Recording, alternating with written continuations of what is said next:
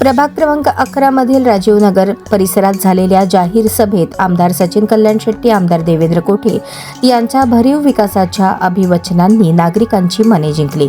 लिंगायत समाजाचे प्राबल्य असलेल्या या भागात झालेल्या सभेला नागरिकांची मोठी गर्दी आणि उत्स्फूर्त प्रतिसाद लाभला.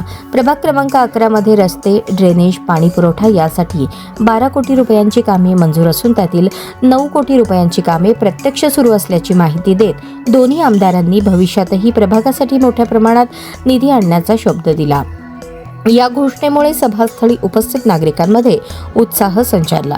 यावेळी व्यासपीठावर आमदार सचिन कल्याण शेट्टी, आमदार देवेंद्र कोठे, गुरुशांत धुत्तरगावकर, भाजप उमेदवार युवराज सरवदे, शारदाबाई रामपुरे, मीनाक्षी कडगंची, अजय पोन्नम, राजकुमार हंचाटे, प्रकाश मंता, गणेश चौरे आदी उपस्थित होते. आमदार सचिन कल्याण शेट्टी यांनी कन्नड भाषेत नागरिकांशी थेट संवाद साधत सोलापूर शहरातील विकासाचा आढावा मांडला.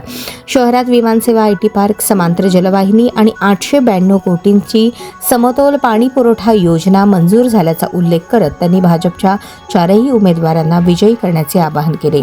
आमदार देवेंद्र कोठे यांनी मुख्यमंत्री देवेंद्र फडणवीस यांच्या नेतृत्वाखाली शहर मध्य मतदारसंघासाठी 147 कोटी रुपयांचा निधी मंजूर झाल्याचे सांगत काँग्रेसवर जोरदार टीका केली.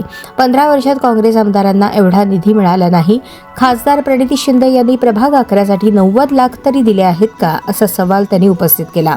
आपण संघटित राहिलो तर अंगणातील तुळस आणि देवळावरील कळस सुरक्षित राहील.